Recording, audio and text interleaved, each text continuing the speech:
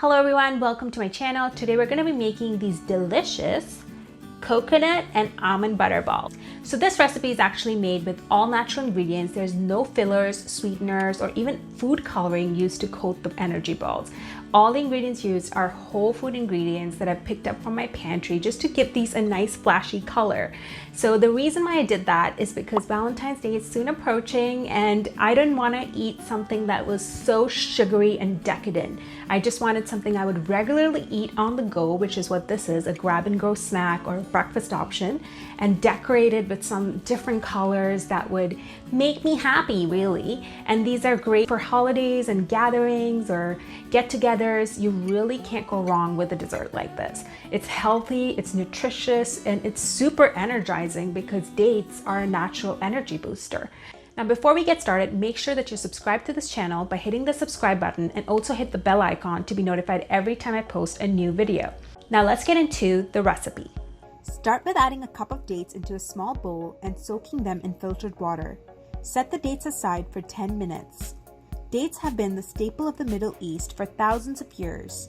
Growing up in Kuwait, I always hated eating dates. I still find them too sweet to eat on their own, but they work perfectly in this recipe. Filter the dates and then de-seed them as I'm doing here by breaking the date in half and then discarding the seed. I find it a lot easier to de-seed dates after they've been softened. Dates are a healthy energy booster and a natural sweetener. They're also high in iron, which helps fight anemia. This is what they'll look like once you're done de-seeding them. Now process the dates on high speed in a blender or a food processor. I'm using the nut butter setting of my blender here.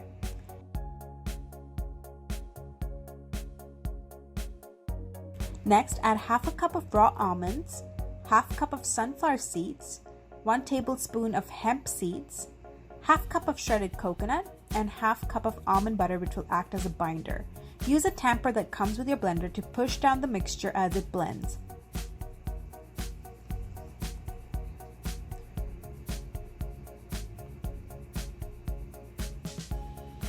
Now scrape down the sides of the blender using a fork or a spoon. This will help bring up the dates and incorporate them into the nuts. Now pulse again until the mixture reaches a doughy consistency. Transfer the mixture to a bowl. Add 1/3 cup of chocolate chips. I'm using semi-sweet dairy-free dark chocolate chips, but you can use what you have. Then mix and knead until the dough starts to come together. You can add a tablespoon of water at a time if you find that your dough is on the crumbly side. If using water, be sure to add carefully as you don't want your dough to become too sticky. Here's what the finished dough ball would look like. Now onto the fun part, the toppings. You'll need the dough ball we made, a parchment lined plate. I'll be using shredded coconut, acai berry powder, some crushed goji berries that I crushed in my blender for that lovely red color, and beet powder for that pink color. You can use any toppings of your choice. You can use cherry or strawberry powder, hemp seeds, or even turmeric. Start to roll the balls between the palms of your hand as I'm doing here, and then dip them in your toppings. I'll start with the shredded coconut. Rotate the ball in the bowl with the shredded coconut so that it's coated evenly on all sides with the coconut shreds.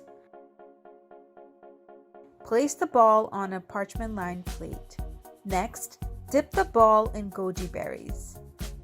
You can choose to crush your goji berries a little finer, but I love how the grainy texture of this turned out.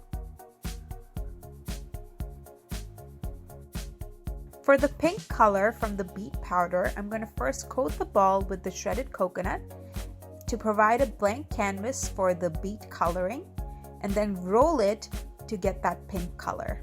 I'm actually very proud of this. Finally, I'm going to rotate the ball in the acai berry powder, which gives it a very dark purple hue, but it looks just as good. Then finally, I'm going to add all the toppings together because we don't want them to go to waste.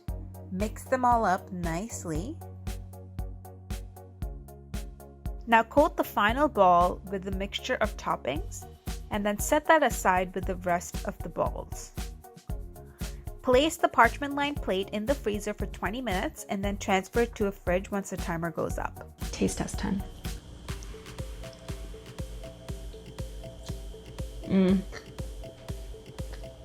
Now that's good.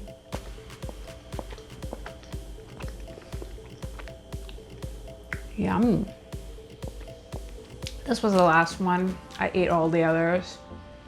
I mean, that should tell you how good they are. I mean, if I've eaten all of them and this is all that's left, what does that tell you? You gotta try this recipe.